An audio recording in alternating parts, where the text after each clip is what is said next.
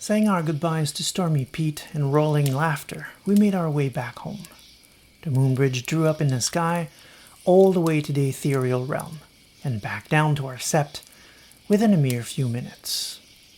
We were barely back, that a scream echoed nearby. A second later, if that, Stormclaw was on me, clinching me to the ground, eyes mad with rage. I heard Gloria start growling behind him, ready to rip him apart, but Firehound leaped between them. His body language clear that Gloria should not interfere. It would only make matters worse. Stormclaw didn't even look. He was screaming in my face, demanding to know something or other. I can't say that I remember what it was, and I honestly had no clue what he was referring to. At some point, he mentioned his niece, which could only refer to Molly, whom you may remember I was quite fond of. I do remember, at one point, he called me a mule lover. "What did you say?" screamed Gloria, who absolutely will kill anyone referring to the Garou born by that term, and who is right now looking at me quite crossly just for mentioning it. His words, not mine. Whiptong, the gatekeeper, got up then, stepping in between her packmate and Gloria. She'd been ignoring the whole thing so far, but she could smell blood now. Meanwhile, Firehound switched position to stand beside Gloria as her backup. Now, you better settle down, Fostern, said Whiptong, with emphasis on Gloria's rank. This is not a hill to die on. Meanwhile, I was talking to Stormclaw. I was talking, and he was yelling. "Don't think I don't see you exchange glances, Longstrider. Don't think I don't hear how she talks about you." "Aaron," I said, using his human name. "I know better than to lie to you. I like her, I do, but what, Horace?" I'm a bit ashamed to say he got me there. I hadn't really thought about what to say. For once in my life, I was pretty much speechless. Wherever it was going with that, it wouldn't help. It wouldn't stop Gloria, who was already exchanging blows with Whiptong. Firehound knew better than to get involved directly, but apparently not enough not to get involved at all. His concern wasn't so much about which side won, and more about making sure neither did. A little bloodshed was nothing new, but Whiptong was right.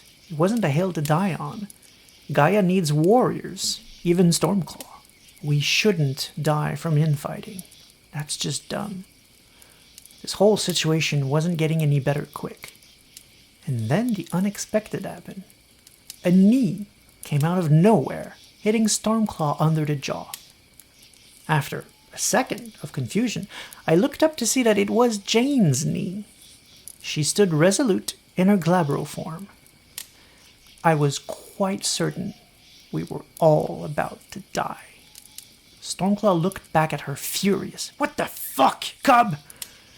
"Now that I have your attention, teach me," she said. Dumbfounded, he took a second to reply. "Teach you what?" "You have an axe to grind," she answered. "I'm giving you a way to do that." "You're right, Stormclaw. I shouldn't be in school. I see that now. We're too volatile." "Damn straight you shouldn't be in school," he yelled, spitting venom. Both Gloria and Whiptong were looking at us now. Two Krynos in bloody battle frozen mid-movement. Only their furs move at the wind's whims.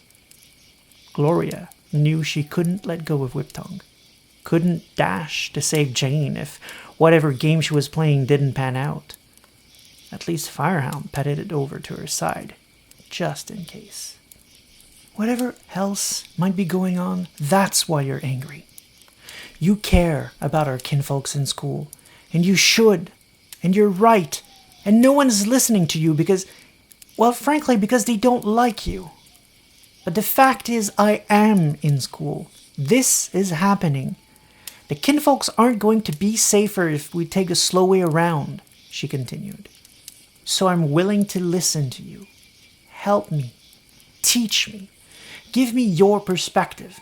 Give me strength that will help me stay in control in there. The opposite of whatever you're doing right now. You don't like the Pack of the Northern Expanse? You doubt that he can teach me to prepare for this? Fine. They don't have to be the only ones leading me. Complement what they are teaching me. Man up and let's talk. I don't know why he didn't frenzy at least twice in that speech. Why are you bringing this up now, cub? Aaron said.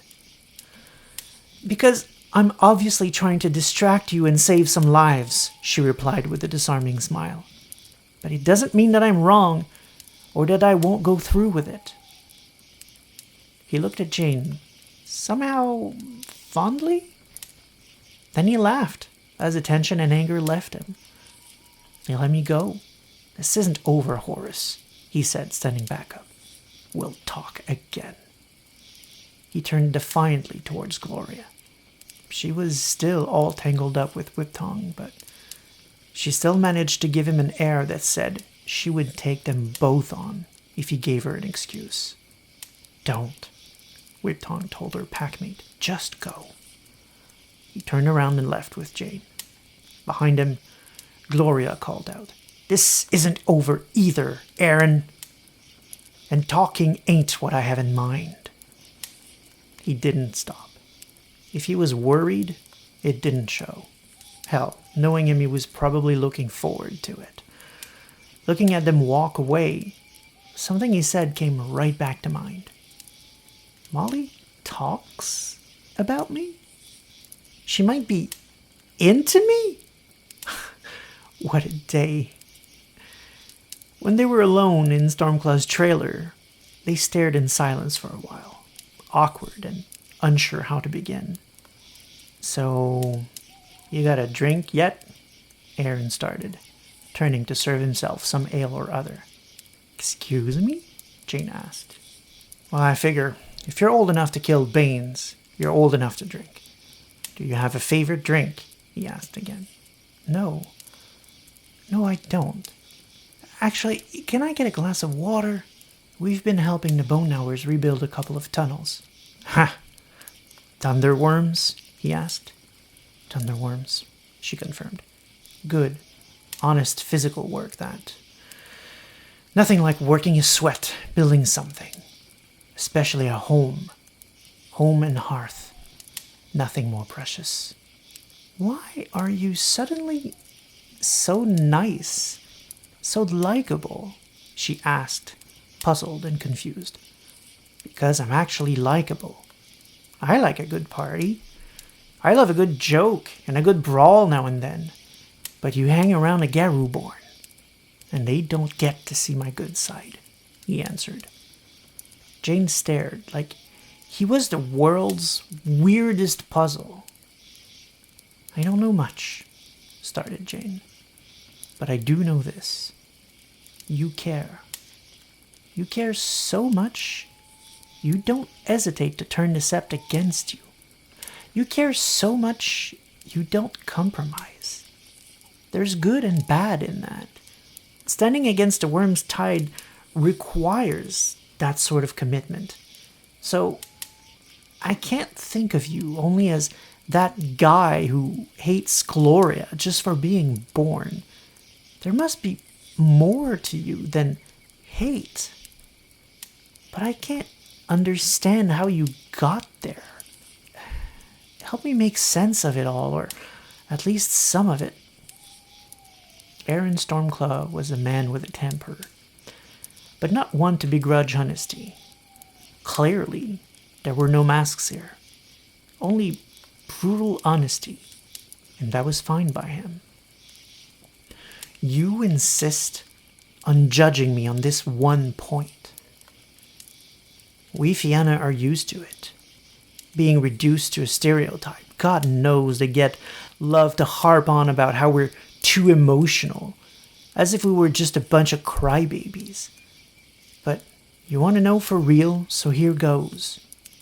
It boils down to passion, he declared. Passion? How? Jane puzzled. Passion. Love in all its forms, familiar, spiritual, you name it. And yes, even hate. For one can love and hate passionately just as well, Aaron clarified. So what? You have zero self-control? That's the Fianna way? She ventured. Careful, he replied. You don't understand what you're talking about. We have self-control. But anything we feel fully. We are creatures of raw emotions. You speak almost like you're a different breed, a different species, other than Garou, I mean, Jane pondered. That's because we are, in a way, Aaron answered, calming down. It wasn't often someone wanted to know about the Fianna, and he was very proud of his tribe. Well, maybe. See, our tribe has always been close to nature. That's in part thanks to our patron, Stag. He represents nature, hunting for food, defending one's territory, that sort of thing. Stag frowns, for example, on how modern man doesn't respect the old ways. They don't fight to survive. They don't hunt for food. They buy it, packaged up in plastic, from a damn store. Can you picture how insulting that must be? Stag is a prey animal. He understands life and death. He understands laying one's life, one's blood, so others might live. But that is conditional. There is a ritual to the chase, to the hunt, respect and sacrifice. They must be respected as they live. They must be respected as they die. But in the human world, they live in captivity, often in a horrible condition, and they are slaughtered in a damn line. What does any of that have to do with being a different breed of Garou? Jane asked.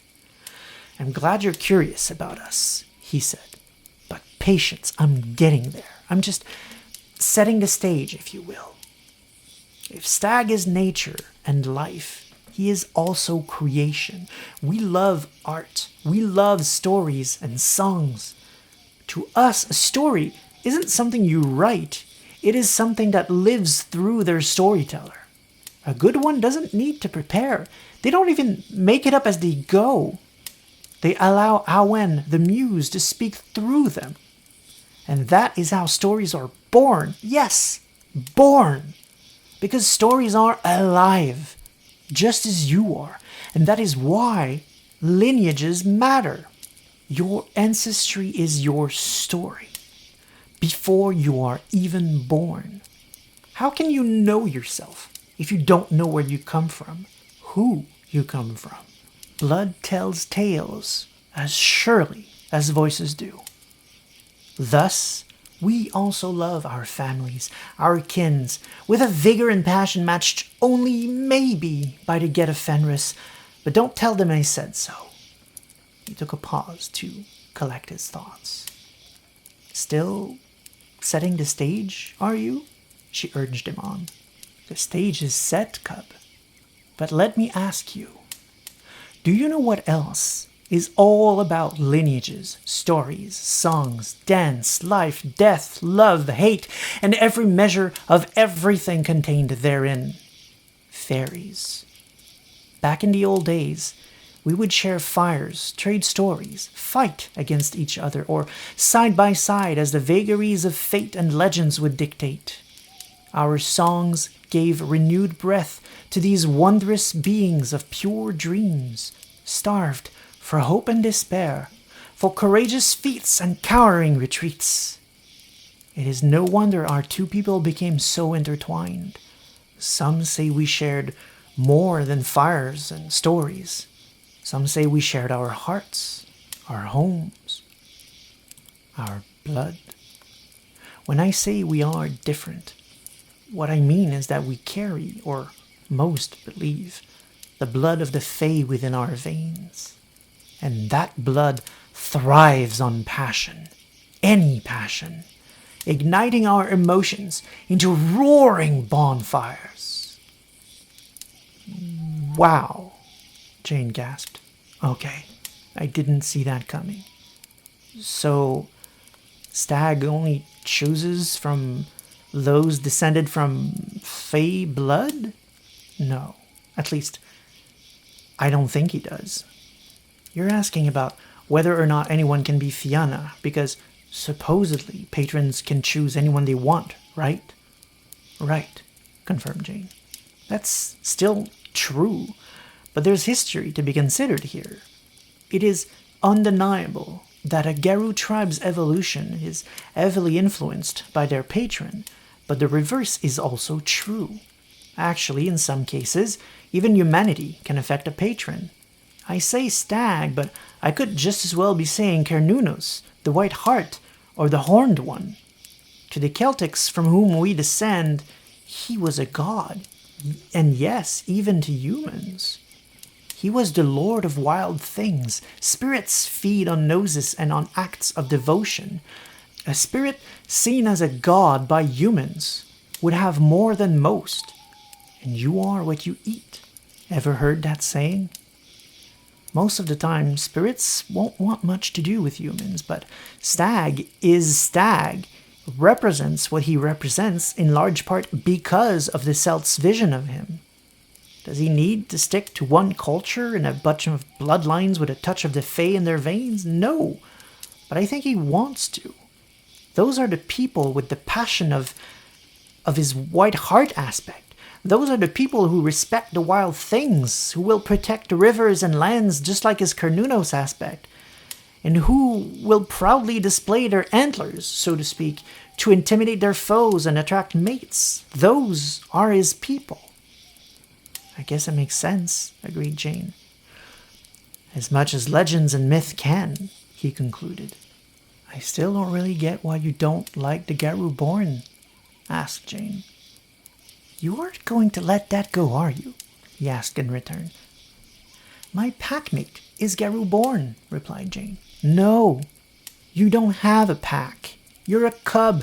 You aren't even Garou yet. There's still time to teach you the proper ways and get you better packmates.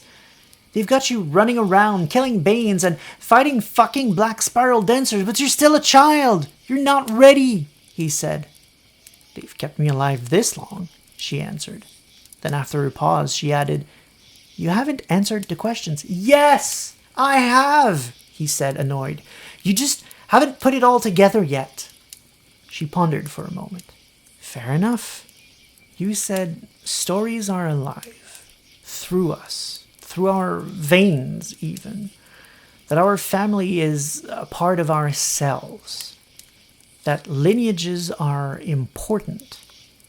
But the Garou born, they're altered.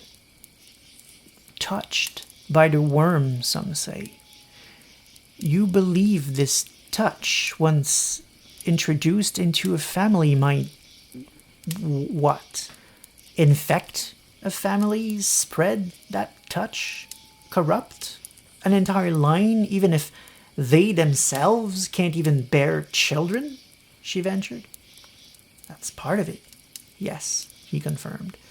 Their voice, their songs, they join with ours, even if they don't sire themselves. Go on. Okay, you said... Let's see. You said stag represents nature. Things like hunting and the old ways.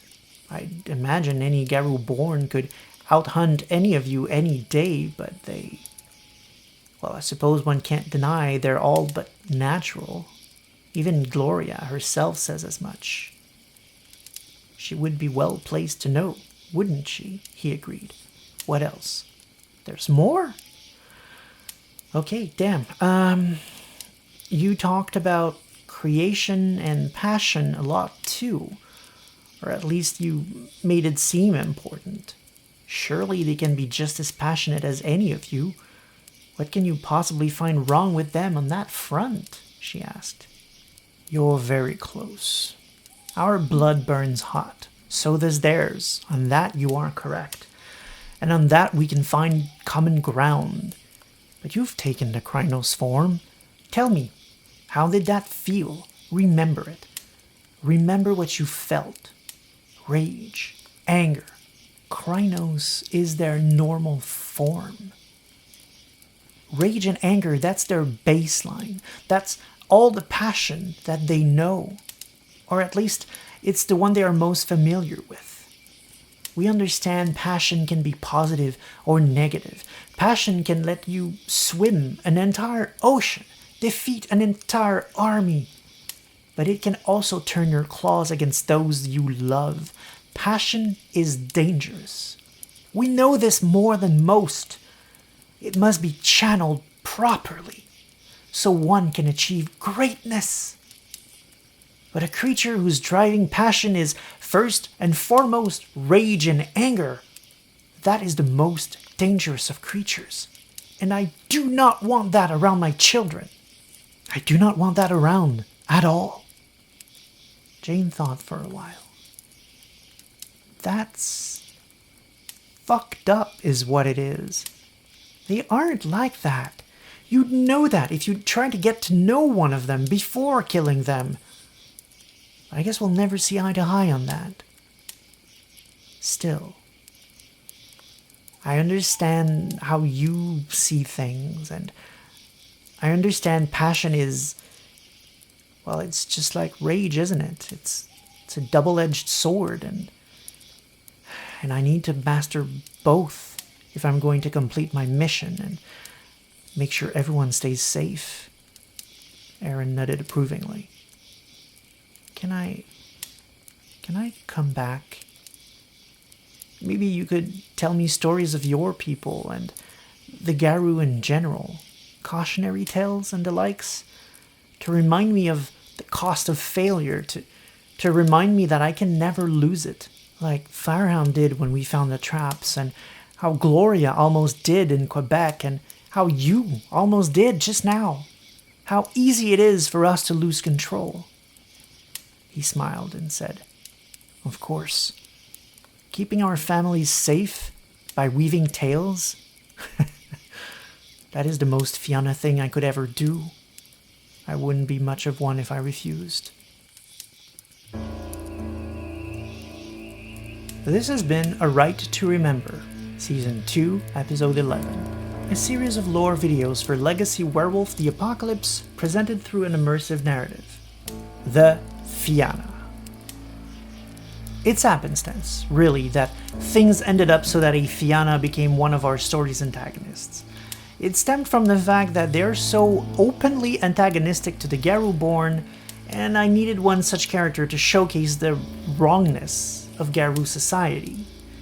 The Fianna's hatred of the Garou-born was just the fastest way into it, but don't fall into the trap of painting the entire tribe with only that brush. Aside from that extremely unfortunate and ridiculous blemish, they have a lot to offer. They celebrate life like few others. They are a fun-loving bunch. They are the voice and the shield of nature itself. And that is what you should remember. But their representation is plagued by problems, most of which stem from the fact that they are tied to one specific culture, and that White Wolf of the early days really clung close to that culture's stereotype. As depicted in the books, the Fianna talk a lot about beer, and about how open their women are because Irish. They mention how they party more, how they have more moots because Irish, how their kinfolks are welcome to their moots, and how such moots usually end up with folks sleeping around within earshot of each other because Irish. Let's conveniently forget that a moot is supposed to end with the revel, where the Garou purposely stoke up their rage to go hunting, maiming, and killing all things wormish. Let's conveniently forget that Garou are generally intelligent enough not to let the kin anywhere near a moot, because that's way too fucking dangerous. But let's forget all that, because after all, we must plug sex and booze because Irish. Am I right? Thankfully, there is more to this tribe than that.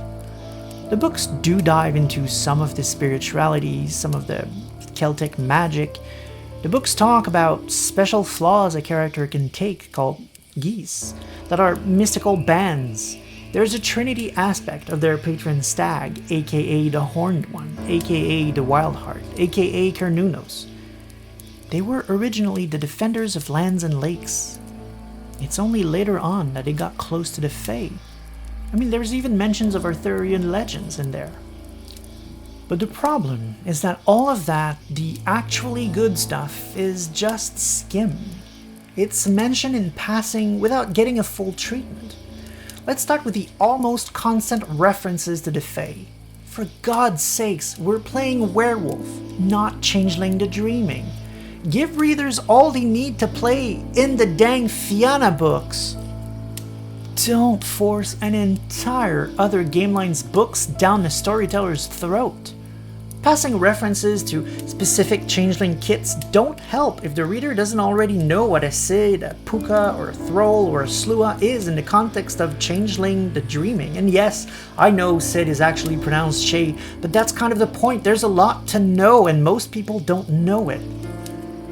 Even if you ignore the game line and decide to play the Fae as they appear in folklore, they just aren't as well known to most folk as other supernatural beings like vampires or ghosts.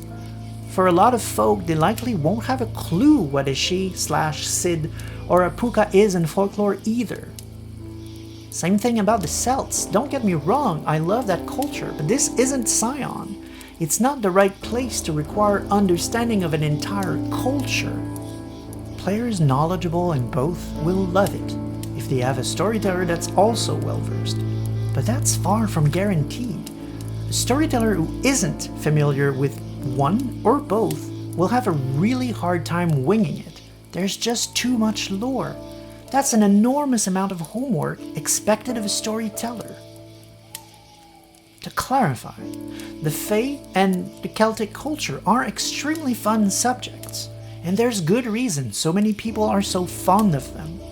I'm just saying, intimately tying one tribe out of 13 in a game that has nothing to do with either of those elements may not have been the best idea. I hear you. What about the Get of Fenris? They're tied to Nordic culture. What about the Striders in Egypt? Sure, correct, fine. But they aren't as intimately tied. The Fenrir tribe functions even if you take out everything to do with Norse mythology. You can play a million Fenrir who can't tell Jormungandr from Sleipnir, and still get most of the tribe's experience and themes.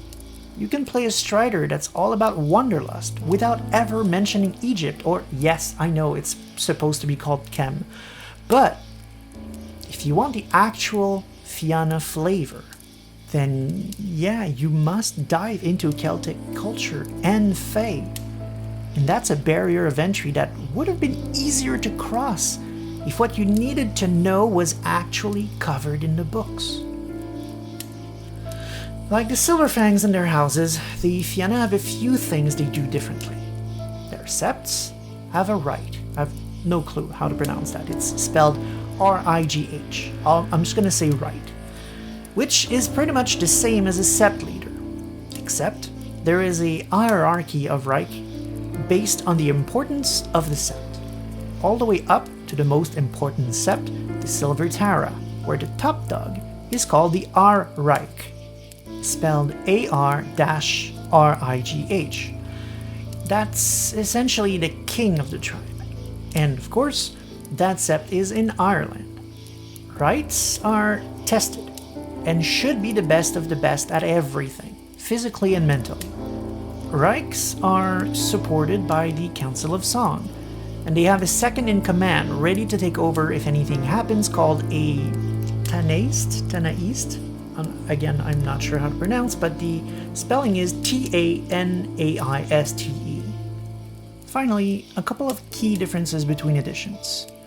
Firstly, the second edition tribe book, page 17, mentions Fomorians.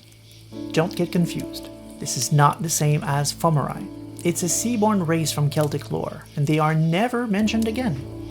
But the Fae needed help fighting them off, and that's how the two grew close, according to second edition. For the episode, I went purely with the first edition's version, which is that they were drawn to the Fianna's raw emotions and creativity. Secondly, the first edition is all in on the Fae love. Becoming friends and lovers with the Fae is seen in a positive light and a net positive. The second edition pulls back on that quite a bit. At one point, the narrator claims that he's not even sure if it's true that they have Fae blood, and on several occasions the Fae are described as dangerously fickle. The current Rite is utterly enamored, one might say glamoured by the Fae, and this is considered a serious problem, as his subjects cannot fully trust where his interests lie. So, the Fae are either the best thing ever or a source of fear. Those are two fairly incompatible takes, so I suggest you pick the one you like best. It bears also noting that the tribe is or was stuck in controversy. Since W5 changed the names tied to specific cultures, all tribes that had them have been reworked and renamed. Not so the Fianna, it seemed, for a very long time. The excuse given did not hold much water, or any water at all, saying that Fianna is just a word. The W word and the U word were recognized as more than just words, and those tribes got renamed the Galestalkers and the Ghost Council, but somehow Fianna is just a word. And why announce that you're removing all ties only to die on the hill that cultural appropriation is actually okay if you're just stealing from the Celts? Thankfully, on April 20, 2023, they announced the name was changing to Heart Wardens, to much applause.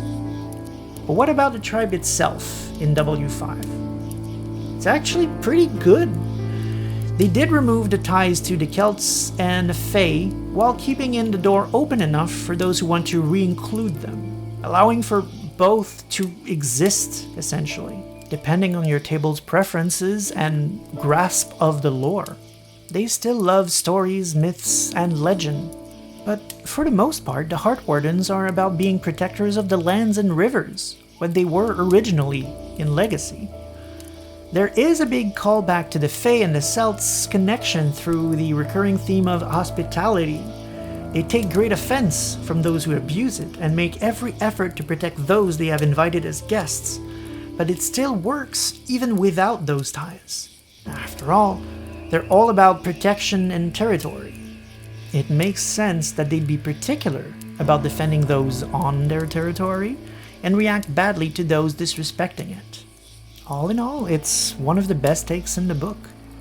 Come back next episode for The Black Furies.